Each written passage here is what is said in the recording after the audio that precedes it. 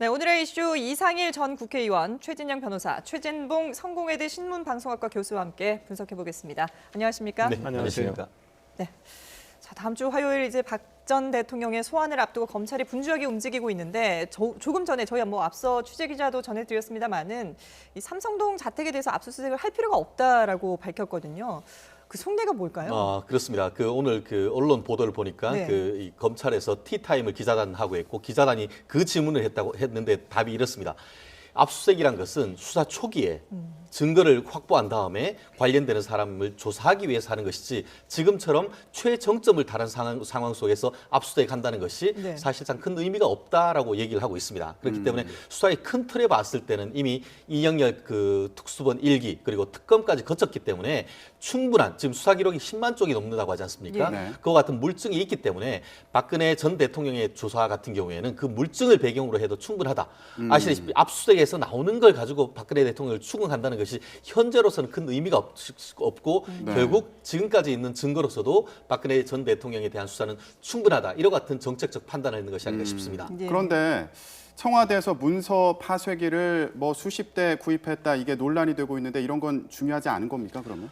그것 또한 아마 지금 언론 보도를 통해서 나왔기 때문에 네. 아마 필요하다라고 한다고 하면 이 이영렬 수사팀에서 수사를 할 가능성은 충분히 있을 것 같습니다. 그렇지만 오늘 청와대 같은 경우에는 이 내구 연한이 11년인데 11년째 됐기 때문에 했는 것이고 그것이 한꺼번에 다 샀는 것도 아니고 뭐 2대씩 6대씩 해서 28대가 했다는 점에서 부인을 하고 있습니다. 그렇지만 네. 국민들은 이것이 과연 정상적인가에 대한 의혹을 네. 제기하고 있는 그러게요. 것은 합리적인 의혹이 아닌가 싶습니다. 네. 그러니까 기본적으로 기본적으로는 동의를 해요. 네. 저기 말씀하신 최진영 변호사 말씀하신 부분에, 그러니까 검찰 입장에서 초기 압수수색을 해야 되는 거지 나중에 압수수색하는 건 별 의미가 없다고 얘기를 하지만 그런데 청와대 같은 경우에는 검찰이 시도를 했었고 특검도 시도했지만 결국 압수수색을 못했어요. 네. 네. 그렇다고 하면 국민들도 그렇고 특검 입장에서도 아쉬움을 보였던 이유가 뭐냐면 증거인멸의 가능성이 충분히 있는 거 아니겠습니까?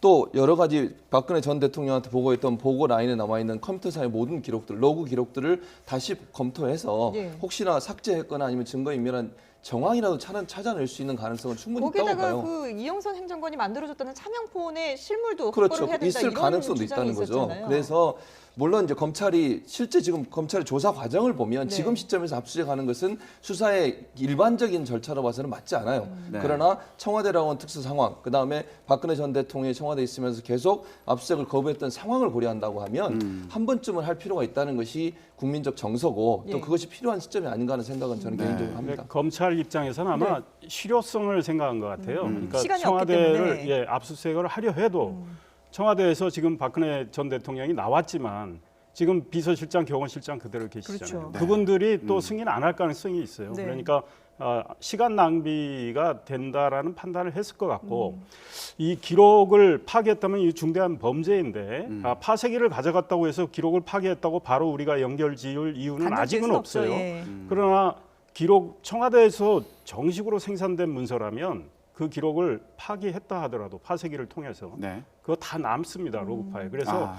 그거 쉽게 파기는 못했을 것 같아요. 네. 다만 외부에서 들어온 기록들은 있을 수 있죠. 그런 거는 파쇄를 했을 가능성도 배제할 수 없는데 네. 어찌됐든 청와대의 기록이 제대로 존치돼 있는지 여부는 검찰이 아니더라도 지금 기록원이 지금 작업을 하고 있으니까 이 예. 문제는 네. 반드시 짚고 넘어가야 된다 저는 이 생각입니다. 예. 그러니까 검찰이 대선 전에 어떻게든 이 수사를 끝내겠다라는 지금 목표를 세우고 있기 때문에 어떤 형식적인 부분보다도 이제 실효성을 좀 추구하는 그런 부분이 있는 것 같은데 그러다 보니 이제 박근혜 전 대통령의 이 조사, 검찰 조사에 상당히 많은 관심이 모아지지 않습니까? 어떤 식으로 진행이 될까요? 그렇습니다. 우리가 기억을 되돌려 보면은 네. 2009년이었습니까?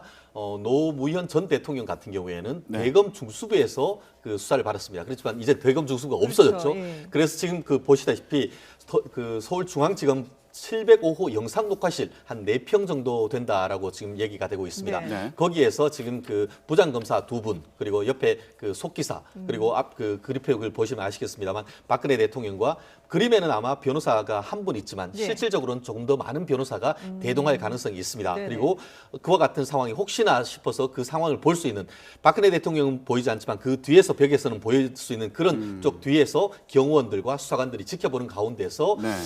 다음 주 화요일 화요일이죠. 9시 반부터 해서 예. 마치는 시간은 사실 아직 기약하기 어려울 정도가 아닌가 싶습니다. 네. 그러면 이 조사 과정에서 박근혜 전 대통령이 어떤 얘기를 할지 관심인데 사실 그동안 계속 혐의를 부인하지 않았습니까? 그러다 보니까 측근들과의 대질 신문 가능성도 나오고 있는데 어떻게 전망하십니까? 결론부터 얘기했을 때 그건 좀 쉽진 않지 않을까. 사실 일반적으로 조사를 할 때 같은 경우에는 대질신문은 먼저 조사를 한 다음에 관련되는 사람과 진술이 엇갈릴 때 하는 겁니다. 그렇기 네. 때문에 이 다음 주 화요일 날 대질신문 이루어질 수가 자체가 없습니다. 대질신문이라는 것은 일단 박근혜 전 대통령에 대한 조사를 다 한 다음에 이루어질 수 있는 것이기 때문에 그런 부분이 있고 또 하나 그 노무현 전 대통령 같은 경우에도 그 포괄적 뇌물죄로 조사를 받았는데 그때도 돈을 줬다고 하는 박연차 그 회장과 대질을 요청을 했지만 예우 측면을 얘기를 들으면서 그 노 전 대통령 측에 거부를 했고 예. 실제로 대질 신문은 이루어지지 않았는 것 같은데요. 이번에도 그와 같은 어떤 그 예우를 중요할지 아니면 실체적 진실을 밝히겠다라는 차원에서 말씀하신 대로 측근 내지는 그 뇌물과 관련되는 이재용 전 그 부회장에 대해서 대질을 할지 이 부분에 대해서는 어떤 수사 검찰의 어떤 정무적 판단 내지 법적 판단이 필요한 부분이 아닌가 싶습니다. 예. 그 여러 혐의 가운데 일단 뇌물죄 부분에 대해서는 상당히 지금 진술이 엇갈리고 있지 않습니까? 그래서 일각에서는 이재용 부회장과의 뭐 대질 가능성까지도 거론이 됐었는데 지금 헌재에서는 또 이 기업들, 대기업들의 그 재단 출연에 대해서 좀 다른 의미로 해석을 했거든요. 그렇습니다. 이번 수사에서는 어떻게 판결이 그렇습니다. 날까요? 지금 어떻게 보면은 헌법재판소 같은 경우에는 예. 그 지난번 결정문에 보면은 이 그 최순실 씨의 사익을 추구하는 과정에서 미르나 K스포츠재단에 대기업을 돈을 내는 부분이 이른바 대기업이 피해를 봤다. 네. 그리고 그와 같은 그 행위가 박근혜 전 대통령의 행위가 기업의 자율권을 침해하고 기업의 재산권을 침해했다라고 해서 네. 전체적으로 뇌물의 어떤 그 범죄자라기보다는 이 그 강요죄의 피해자란 취지로 결정을 했습니다. 검찰의 그렇게- 1차 수사도 비슷하지 그렇습니다. 그 않았습니까? 이유가 뭐냐면은 헌재가 받는 기록이 그 이영렬 수사본부에서 받은 기록을 받고 예. 이 특검에서 조사했는 것은 증거로 전혀 들어가지 않았습니다. 그렇죠. 예. 그렇기 때문에 그와 같은 결론을 냈는데 이제는 이 제2기 특기 그 검찰 같은 경우에도 특검의 기록을 받았다는 점에서 네. 네. 결국 기존에 있던 것으로 강요 내지 직권남용 권리행사 방해죄로 갈 것인지 아니면은 뇌물 프레임으로 갈 것인지 현재 나오는 발언은 둘 다에 대해서 염두에 두고 사실관계를 확인해서 최종적인 어떤 박근혜 전 대통령에 대한 조사를 한 다음에 법률적인 적용을 하겠다. 이렇게 지금 정리된 것 네. 같습니다. 예. 헌재는 너무나 명백한 걸 가지고 결정을 한 거죠. 그러니까 이론의 여지가 없는 걸 가지고 네, 네. 결정을 했고 이 뇌물 문제는 특검이 추가로 해서 이재용 부회장을 부회장, 구속을 예. 했는데 뇌물 혐의에 대해서는 다툼이 있거든요. 그렇죠. 이재용 부회장은 구속은 됐지만 자기는 뇌물이 아니라고 예. 주장하고 있고 네. 박근혜 전 대통령도 그렇고 하니까 이거는 논란의 여지가 있기 때문에 헌재가 판단의 근거로 쓰진 않은 것 같은데 지금 검찰은 특검 자료를 바탕으로 지금 뇌물 혐의에 대해서 들여다보고 있는 거죠. 네네. 네. 그래서 오늘 SK 관계자들 그렇죠. 부른 것도 바로 이 뇌물에 이걸 적용할 수 있느냐 예. 이 문제를 수사하기 위해서 지금 부른 거고 네.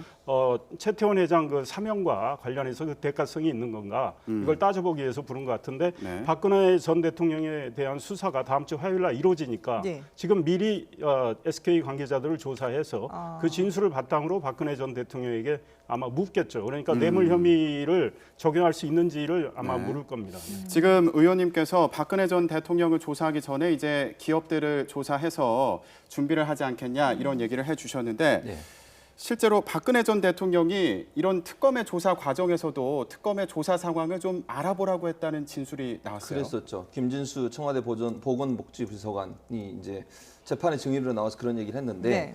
물론 이제 뭐 충분히 뭐 그런 생각은 들 것 같아요. 대통령 입장에서 본인과 연관된 조사이기 때문에 알아보라 얘기를 했을 수 있는데 네. 그것이 사실은 이제 그 뭐 재판 과정의 공정성에 문제에서 영향을 미칠 수 있는 요소가 있지 않겠습니까? 그래서 비난이 있는 것 같고요. 네. 네. 출입 기자들에게 보낸 문자에서 사실은 김 비서관이 여러 가지 증언을 하면서 대통령이 어떻게 조사가 이루어지고 있는지를 알아봐라고 하는 건 본인이 결국은 이번 사건에 연루돼 있어서 어떤 피해를 당할 수 있거나 아니면 어떤 죄목으로 본인이 기소를 당할 수 있거나 피의자로 전환될 수 있는 여러 가지 상황들을 고려해 본 것 같아요. 예. 네. 그런 부분들이 결국은 이제 수석 비서관들을 통해서 본인의 수사상, 본인과 연관된 최순실 관련 수사 사항을 파악하려는 의도가 있었다고 보는 것이고 뭐 이걸 가지고 크게 문제를 삼는 것이 과연 맞냐 하는 생각은 들어요. 그러니까 뭐 이럴 수는 있겠죠. 만약에 그 수사상을 파악해서 아니면 비공식 라인으로 수사상을 들어가지고 그걸 압력을 행사해서 그 수사에 방해를 하려고 했다고 하면 그건 큰 문제일 수 있지만 네. 조사를 받아온 사람한테 본인의 수사 내용에 대해서 물어보는 것 자체가 네. 뭐 크게 법적으로 처벌을 받을지는 잘 모르겠습니다. 그러면 법적으로 변호사님 볼 때는 어떠세요? 이런 부분이 어떤 형법적인 어떤 의미가 크게 있지는 않겠죠. 그 다만 가기 전에 어떤 진술을 해라라고 그 얘기를 해서 우리 그 법률 용어로 증거를 오염시킨다고 하거든요. 증거를 오염시키는 건 뭡니까? 사람에 대한 증거, 물건을 없애는 것과 마찬가지로 증거 인멸 내지는 위증 교사 이런 문제가 있습니다. 그런데 네. 갔다 온 사람에 대해서 무슨 진술을 했느냐, 뭘 묻느냐 그런 걸 가지고 어떤 형법적인 문제는 없습니다. 다만 이와 같은 것이 계속 그것을 넘어서 우리가 의혹을 제기하는 것이 그것을 넘어서 네. 가기 전에도 어떤 그 진술에 대해서 어떤 요청을 했는 것이 아닌가 그런 의혹을 가지고 올 수 있기 때문에 이런 네. 부분이 더 조명이 되는 것이 아닌가 그런 생각입니다. 예. 지금 뭐 앞서 이상일 전 의원님도 말씀을 하셨지만 SK 관 임원들이 지금 나와서 조사를 받고 있지 않습니까? 그러면 다른 기업들 뭐 CJ라든지 롯데에 대한 기업 수사까지도 혹시나 박 전 대통령의 검찰 소환 전에 이루어질 가능성이 있을까요?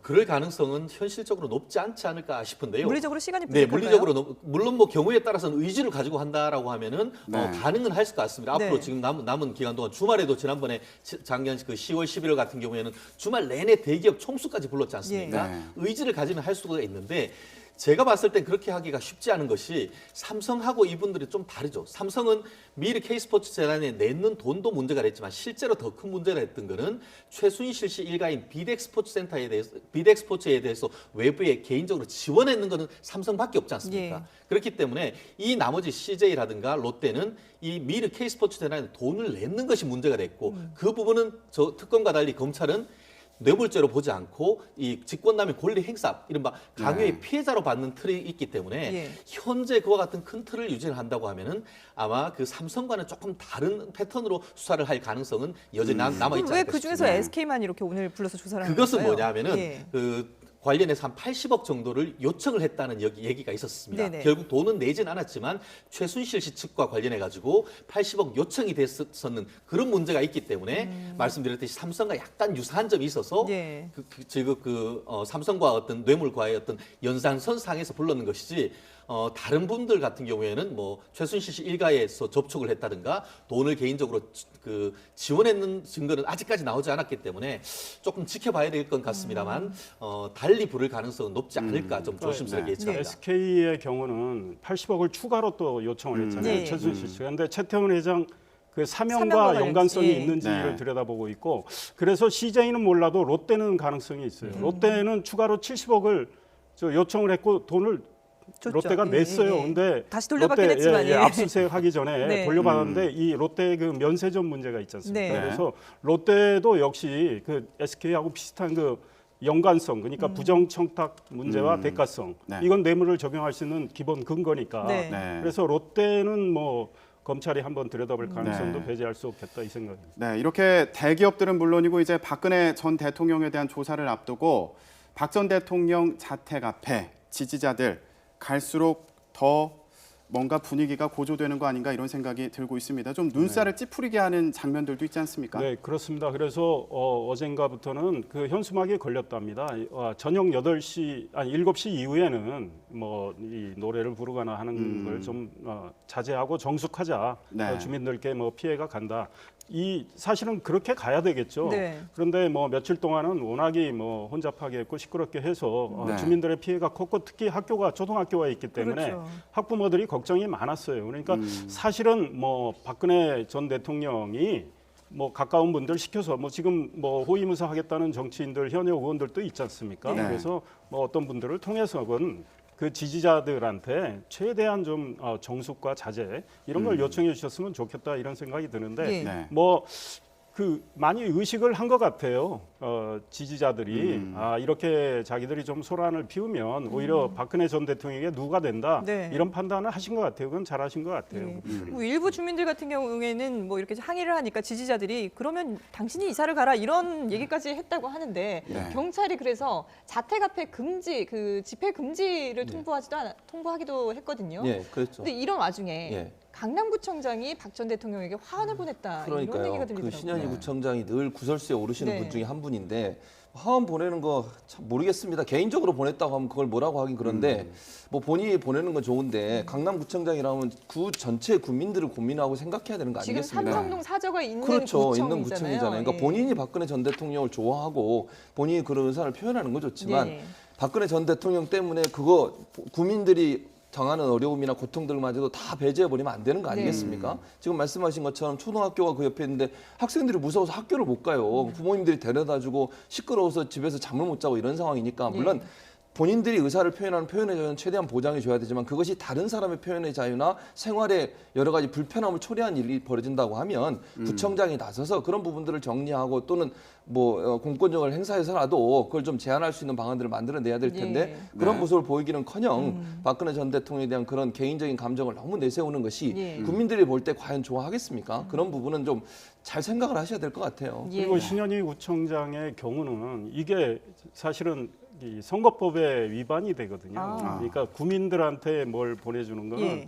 뭐 내년에 지방선거가 있잖아요. 그렇죠. 그분이 뭐 지금 뭐 현역이니까 나오신다는 가정. 지금 현역은 어떤 그런 활동을 못 하게 돼 있어요. 전혀 못 하게 그러니까 됐죠. 그 선거법 위반인데 지금 선관위가 그것도 지금 따져보고 있는 것 같은데. 예. 박 전 대통령도 이제 다시 삼성동 주민이 그렇죠. 주민이 됐으니까요. 됐으니까. 예. 그래서 강남구청에서 처음에는 그 구청장이 그 보내신 건 맞다. 뭐 그 주민으로 다시 복귀를 하셨기 때문에 예. 뭐 환영한다는 뜻에서 보낸 건 맞다고 했다가 네.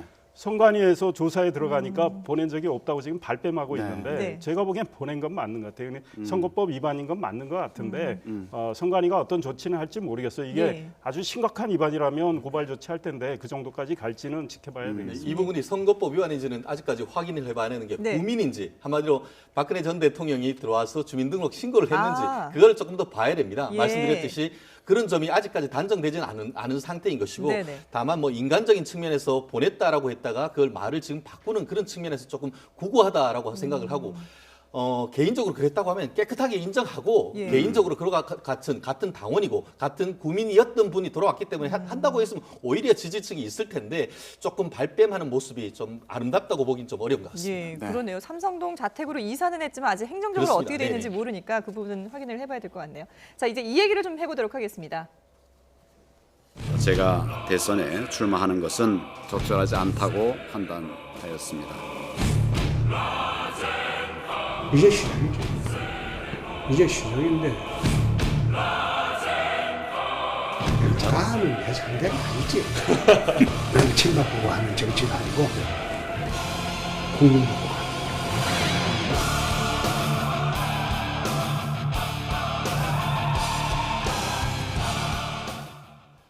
네, 홍 트럼프. 네, 황교안 권한대행이 불출마를 선언한 이후에 과연 누가 이 지지율을 이어받을 것인가 많은 관심이 있었는데 여론조사 결과 보니까 일단 좀 홍 트럼프라고 불리는 홍준표 지사가 좀 일단 유리해 보이긴 하는 것 같아요. 일단 오늘 나온 조사에서는 그렇습니다. 예. 그리고 뭐 YTN 오늘 밤에 나오나요? 거기도 네, 약간 잠시 뒤 저희가 보면은 6시 반에. 뭐 그렇다고 그러는데 왜 그러냐면 황교안 대행을 지지하는 분은 대부분 자유한국당 지지자고 네. 그 중에서 박근혜 대통령을 열렬히 지지한 분들이 강한 그런 거란 말이에요. 그래서 예. 재밌는 건 홍준표 지사한테 한 37% 가량이 이동했어요. 거의 2배가 뛰었어요. 네. 그리고 그래서 본인의 지지율이 7.1%가 나왔는데 2배 네. 가량 뛰었어요. 네. 네.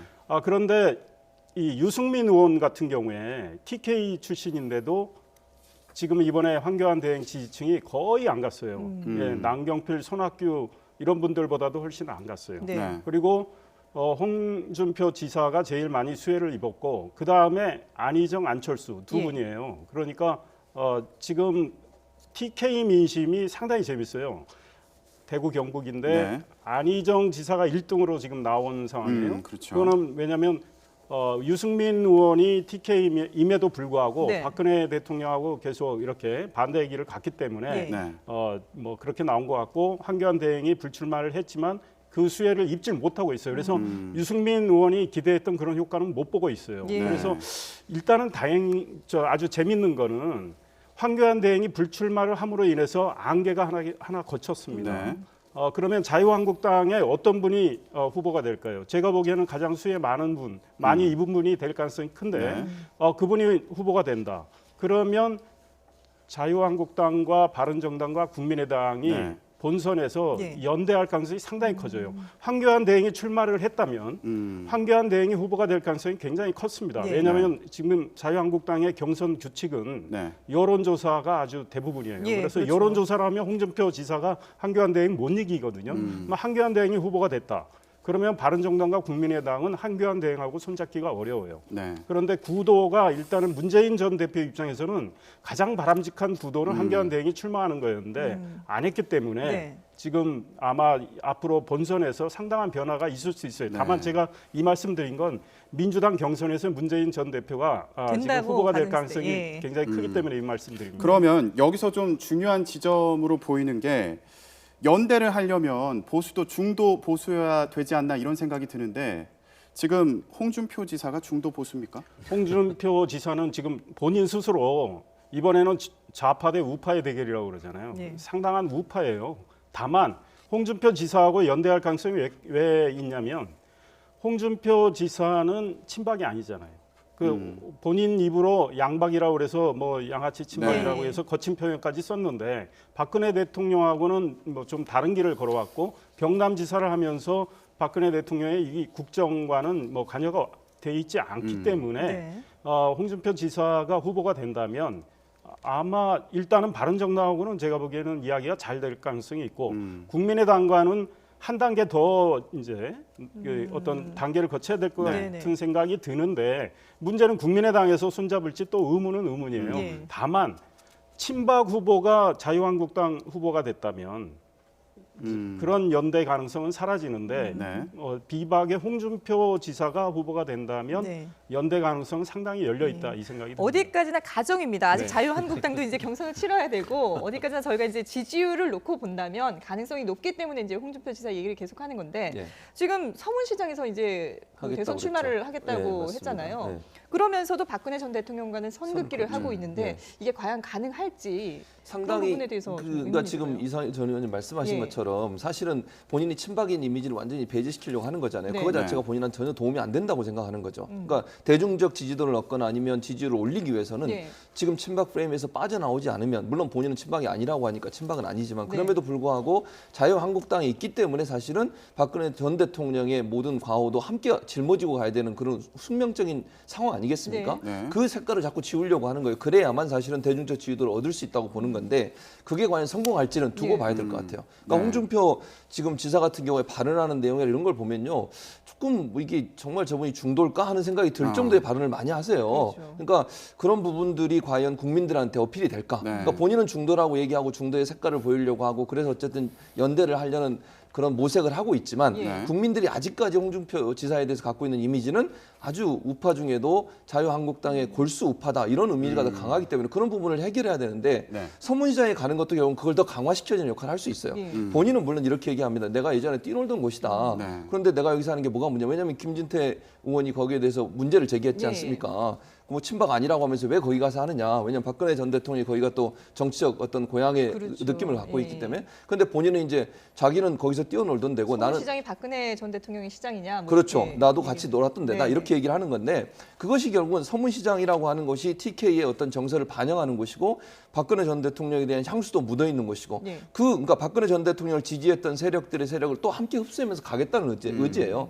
그러니까 속으로는 박근혜 전 대통령의 지지 세력을 안고 가면서 겉으로는 또 그 색깔을 네. 빼려고 하는 네. 그 두 가지 양동 전략을 통해서 본인의 지지를 끌어올리려는 시도인데 그게 과연 먹힐 거냐는 좀 두고 봐야 네. 될 것 같아요. 혹시 교수님 그 서문시장 가보셨습니까? 저는 직접은 안 가봤습니다. 제가 대구 출신인데요. 아, 네.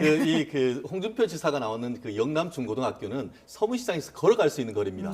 그렇기 때문에 본인으로서는 아마 중학교 다니고 고등학교 다니면서 이 서문시장 가가지고 뭐 그 떡볶이도 사 먹고 하셨을 거예요. 네. 네. 마치 그 이재명 전 그 성남시장이 본인이 근무했던 근로자로 했던 공장에서 하듯이 시계 본인의 공장에 그렇죠. 가서 본인이 했죠. 예. 이제 정치적 고향, 성장했던 배경 거기에 사는 것은 어떻게 보면 굉장히 당연한 것 같습니다. 네. 그리고 그 지금 그 홍준표 지사는 그 물론 지금 자기는 친박과는 거리가 있다고 하지만 지금은 친박 비박이 문제가 아닌 것이죠. 결국 좌파 우파의 대결이다라고 한다고 하면은 이 보수의 어떤 핵심이라고 할 수 있는 TK 지역에서 이른바 동남풍을 몰고 충청도를 거쳐 서울로 올라오는 전략. 마치 야권에서는 호남을 기반해서 서울로 올라오는 전략을 하듯이 예. 마치 데칼코마니처럼 본인은 우파로서 승부를 걸겠다라는 것인데 예. 적어도 지금 처음 시작하는 측면에서는 나름대로 상당히 의미 있는 마치 그 황교안 그 고난 대행의 표를 상당 부분 이제 뭐 오늘 내일이면 이제 거기에서 출마 선언을 한다고 하는데 거의 10% 가까운 지지를 얻었기 때문에 예. 상당히 탄력을 네. 붙였다 이렇게 볼 수도 있지 않을까 싶습니다. 네, 지금 자유한국당이나 뭐 홍준표 지사나 솔직히 속이 좀 복잡하지 않을까 싶은데 그 부분 이따가 조금 더 얘기를 해보기로 하고요. 지금 황 권한대행의 불출마 선언으로 수혜를 입은 것으로 보이는 또 다른 인물, 안희정 충남지사 아니겠습니까? 네. 그런데 이번 여론조사 결과를 보면 대구 경북 지역, TK 지역의 지지를 흡수한 것으로 보인다 이렇게 분석이 되고 있습니다. 그런데 홍준표 지사가 노리는 지역이기 예, 때문에. 여론조사에서 이렇게 지지세를 흡수했다고 나오는 게 과연 유의미한지 분석을 좀 해볼까요? 예, 본선에서는 매우 효과가 있는데 지금 안희정 지사한테 가장 높은 관문은 경선이거든요. 네. 네. 그러니까 경선에서 이게 얼마나 먹힐지는 지켜봐야 됩니다. 왜냐하면 네. 일단 민주당의 선거인단이 현재 한 170만 정도 들어가 있어요. 네. 앞으로 뭐 얼마 동안 더 모집을 하는데 200만 정도 되겠죠. 좀 네네. 넘을 수도 있고 그 선거인단 분포가 어떻게 돼 있는지는 우리가 현재로서는 알 수 없어요. 그런데 대체로 대구 경북에 사시는 분들 또 연세가 높으신 분들이 민주당 선거인단에 얼마나 많이 들어갔을까? 들어갔다면 안희정 지사는 그분들의 표를 온전히 많이 가져갈 텐데 그냥 여론조사로는 지지하는데 네. 선거인단에 안 들어갔어요.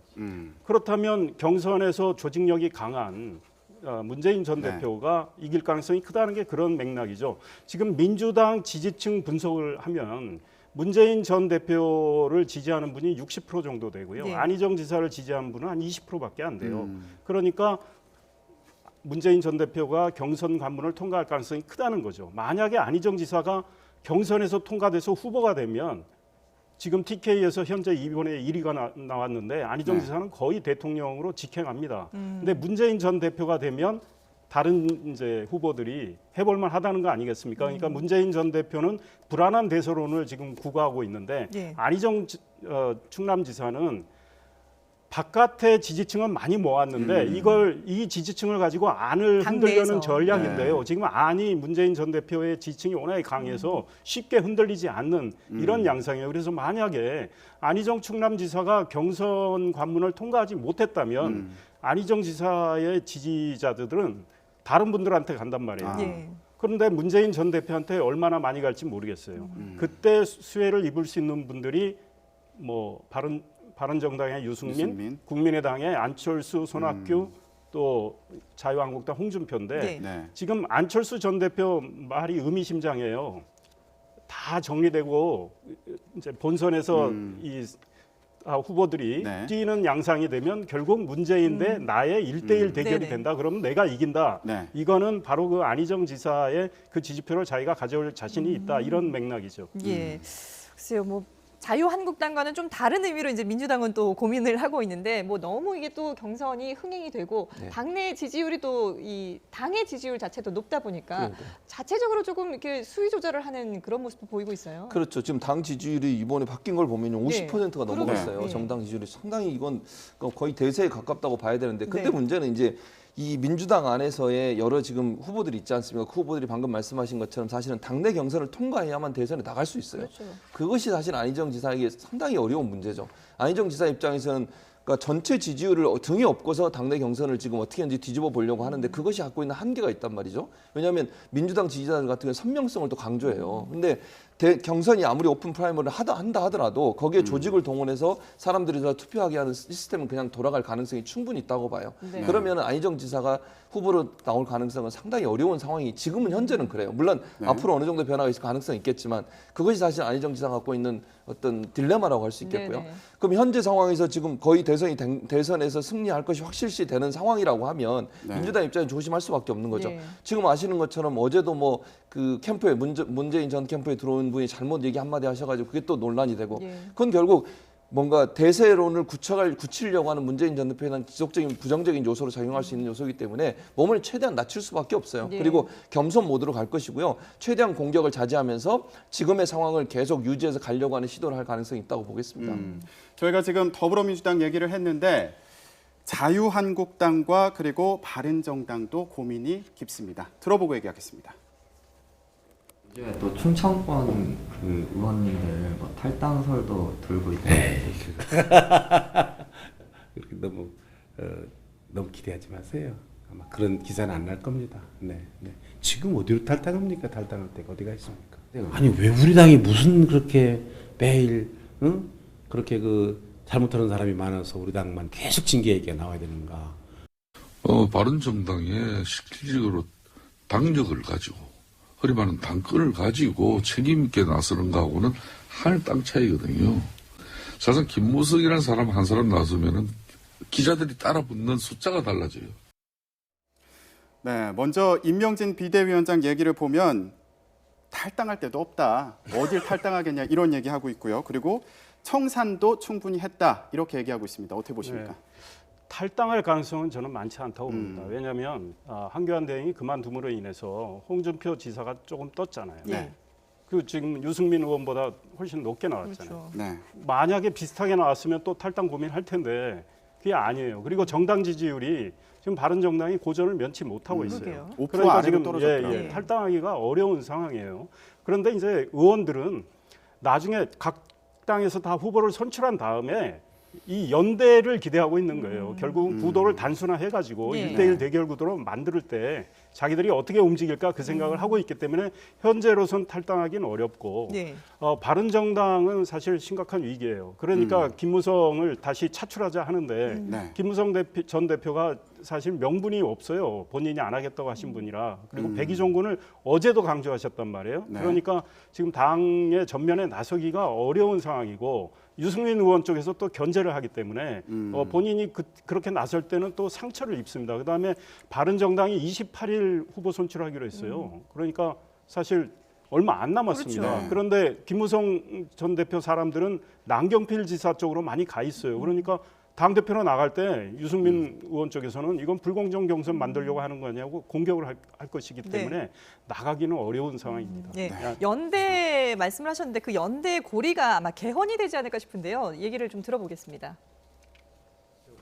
제가 보는 것은 친박 세력 또는 이 탄핵의 프레임에서 우리 당이 못 벗어나면 우리 당은 희망이 없다 이렇게 보고요.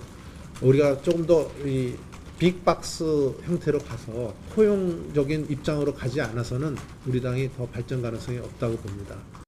예, 정우택 원내대표가 당의 솔직한 심정을 얘기했는데 사실 뭐 여기에 대해서 우상호 민주당 원내대표 같은 경우에는 한여름밤의 꿈이다. 그리고 뭐 이게 대선용 그냥 전략일 뿐이다라고 깎아내리긴 했습니다만은 이 개헌 가능성 어떻게 보세요? 실질적으로 지금 3당, 그러니까 민주당을 제외한 3당이 사실상 그 개헌특위위원들이 해서 이번 그 대선 때 이 그 국민투표에 개헌안을 붙이기로 지금 합의를 했지 않습니까? 합의하고 네. 지금 구체적인 플랜까지 다 플랜까지 나왔죠. 나오고 예. 지금 실질적인 그 개헌안까지도 사실상 확정하고 있지 않습니까? 네. 거기다가 갑자기 구원투수가 등장했습니다.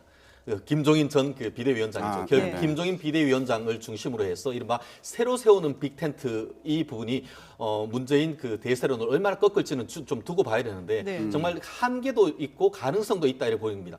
한계는 지금 55일밖에 안 남았습니다. 그럼 물리적 한계. 다만 그만큼 그 비문 지역에 얼마나 절실한지 이해관계를 뛰어넘을 수 있는 그와 같은 어떤 연대의 어떤 틀, 이 부분 그 개헌에 대한 의지와 시간이 뭐 의지가 강하다고 하면 충분히 시간을 뛰어넘을 수 있겠지만 네. 현실적으로 가능할지는 사실 국민의 한사로 쉽지는 않다. 이것이 정답이 네. 아닌가 싶습니다. 저희가 네, 예. 저도 그래요. 그러니까 왜냐하면 이게 지금 그게 반 이상이 발의를 해도 네. 20일 동안 공고를 해야 돼요. 네. 최소 20일 동안 공고하고 그다음에 또 3분의 2의 찬성을 얻어야 되는데 지금 현재 아시는 것처럼 대선 주자들은 대부분 반대하고 있어요. 그러게요. 대선 주자들은. 예. 그러니까 당은 일정 부분 합의를 그럼 봤지만 왜 이렇게 다른 건가요? 그러니까 대선 주자들 입장에서는 이게 개헌이 같이 들어와 버리면 방금 말씀하신 것처럼 대선 판 자체가 흔들어지잖아요. 지금에 갖고 있는 물론 지금 약체로 평가받고 있는 대선 주자들 같은 경우는 이 개헌을 고리로 해서 연결을 만들려고 하는 것 같아요. 그래서 저는 3당이 이렇게 얘기하는 것도 실제적으로 개헌을 할 수 있다라는 확신보다는 대선판을 흔들어 보겠다고는 정치적인 어떤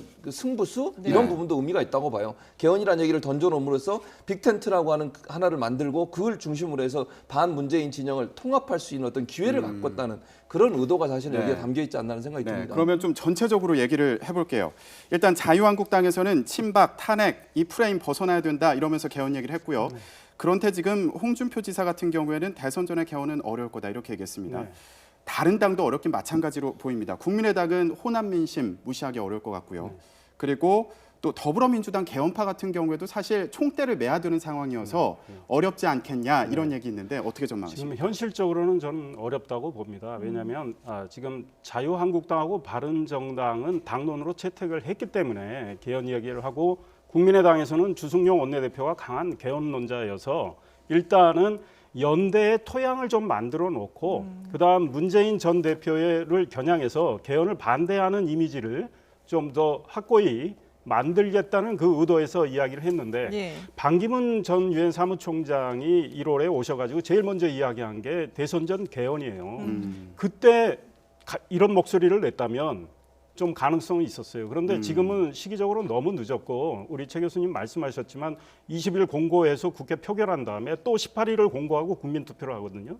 제가 보기엔 어렵습니다. 현실적으로 민주당이 개헌하겠다는 개헌이 필요하다는 의원들은 꽤 있지만 예. 이분들이 대선일 날 국민투표에 붙이자 거기에 지금 목소리를 내기가 어려워요. 게다가 문재인 전 대표는 뭐 선거 다 치른 다음에 내년에 뭐 지방선거 때 국민투표를 하자고 하는 입장이라 문재인 전 대표가 아주 강력한 후보이기 때문에 그분 눈치를 볼 수밖에 없어요. 그래서 개헌은 현실적으로 대선 전에 하기는 어렵다 이 생각입니다. 말씀하신 것처럼 문재인 전 대표의 독주 속에 이 판을 좀 어떻게 흔들어 보려는 그런 노력들이 끊임없이 이어지고 있는데요. 조금 더 지켜보도록 하겠습니다.